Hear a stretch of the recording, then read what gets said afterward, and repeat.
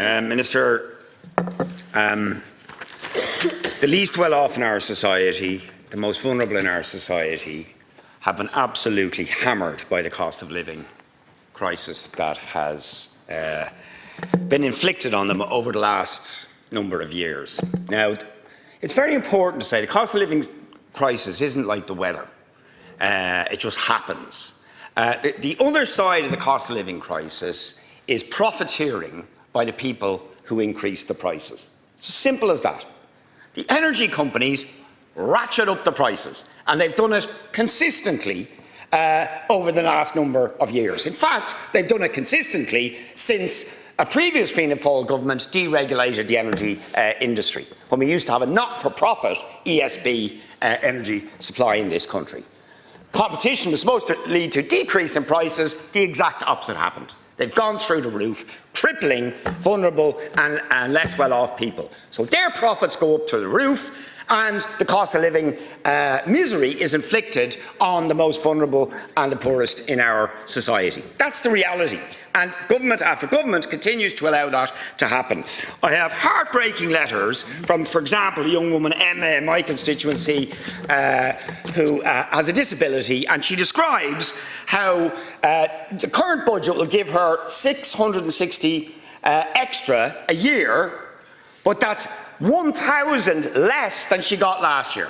So she's down £1,000 when energy prices, grocery prices and all the other costs of living have gone up. She's going to be poorer this year by a significant margin than she was last year. And that is true of the most vulnerable and the people with disabilities. It's cruel, it's unfair, but you choose to prioritise the profits of energy companies that are going through the roof. You allow them to do that, you do nothing about it, you don't redistribute it properly through taxes, and so, Emma, people with disabilities get crucified. That's the truth of it. So there's no justification for what you've done, and you should seriously reconsider your entire set of priorities. I doubt you will, because it's always big business and the corporates who are profiting from the cost of living misery who you prioritise.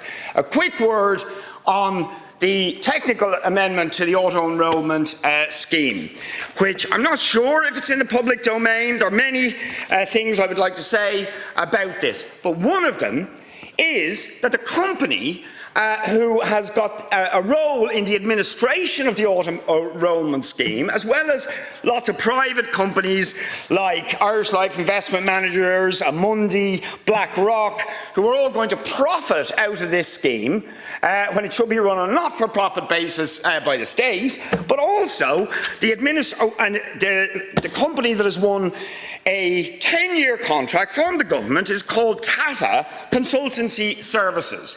Tata are implicated with the Israeli military, deeply integrated with the Israeli military and with the genocide and with Project Nimbus, which is about surveillance and essentially assisting the US military in the brutal occupation of Palestine and in all the genocidal horrors that have taken place over the last few years. Why on earth would a company guilty and complicit with the genocidal horror that has been inflicted on the Palestinians be given a 10-year contract by this government? It's absolutely outrageous, as well as the fact that, frankly, we could have a far better pension system in this country. We could probably double the state pensions if you just closed down the tax breaks going to the very wealthy and to the companies involved in the pension industry, whose profits, of course, are constantly going up. I haven't got time to detail some of the facts around this, but the tax expenditures, for example, on the exemption of employers' contributions from employee benefit in kind is €956 million in 1 year. €1 billion going, and I bet you that's the best paid workers. The best paid workers. It's a tax scam. It's a tax loophole where some of those on the highest earnings get tax benefits, and the companies and so on get tax benefits. The money is there to give people decent pensions. The money is there to address poverty and to help the most vulnerable, but the profits of the rich and even those complicit with genocide seem to come first. Thank you, Deputy. Deputy Seamus Healy.